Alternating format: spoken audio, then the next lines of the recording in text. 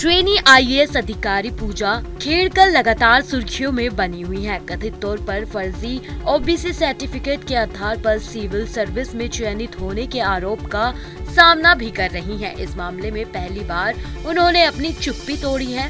उन्होंने कहा कि आरोपी बनाए जाने से पहले ही मीडिया ट्रायल चलाना बिल्कुल गलत है और इसके जरिए किसी को दोषी साबित करना भी गलत है।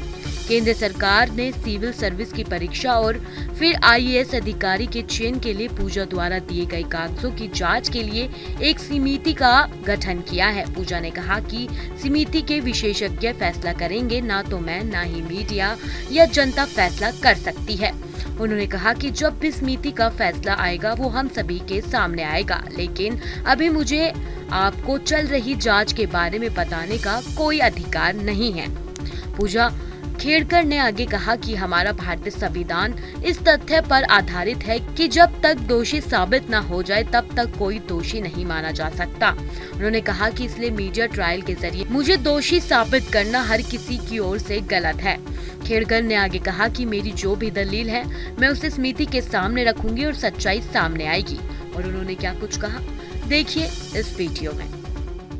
यूपीएससीची परीक्षा दिलेली आहे, तो जो नियम आहे यूपीएससीचा तो तुम्ही त्या ठिकाणी भंग केल्याचं बोललं जात आहे, आरोप होतोय हा काही नाही। आरोप खूप तुम्ही म्हणताय तसे वेगवेगळे तुम्ही मला आरोप सांगितलेले आहेत, जे काय तुम्ही म्हणताय ते। पण खरंच मी ह्या विषयावर जे काय माझ्यावर आरोप लावलेले आहेत, कमिटी मला जे काही प्रश्न विचारेल त्याचं मी पूर्ण क्लॅरिफिकेशन देईल।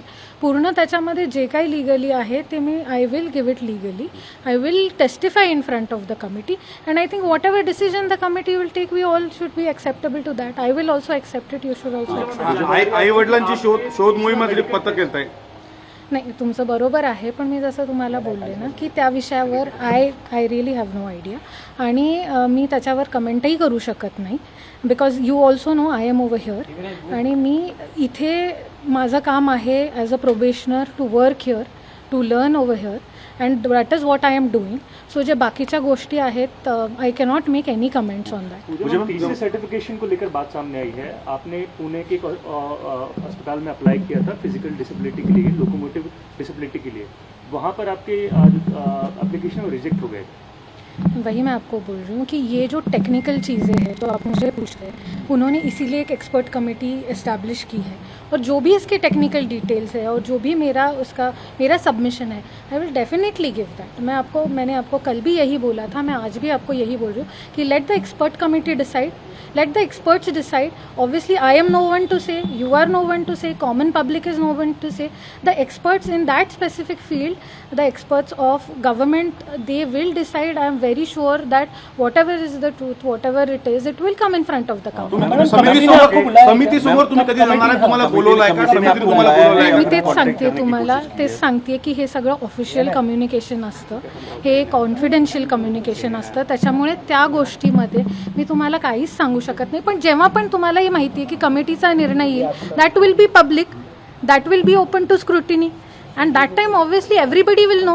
But right now I do not have the right to tell you anything about whatever investigation is going on or whatever the committee has been set up. That is a confidential sort of information and I am nobody to answer you in that matter. Trainee IAS अधिकारी से पहले उनके पिता और पूर्व civil service Dilip Khedkar ने रविवार को अपनी बेटी का बचाव किया और कहा कि उन्होंने कुछ भी गैरकानूनी नहीं किया है। बता दें, पुणे में ट्रेनी रहते हुए पूजा खेड़कर ने कई सुविधाओं की मांग की थी। दरअसल ये सुविधाएं ट्रेनी अधिकारियों को नहीं मिल पाती।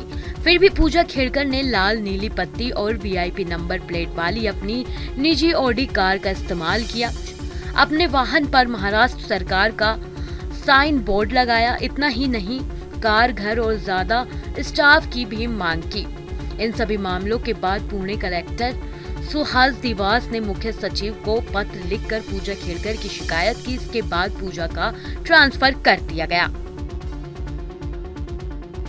ऐसी ही तमाम बड़ी खबरों के लिए आप हमारे साथ बने रहें और देखते रहें न्यूज नेशन का डिजिटल प्लेटफॉर्म।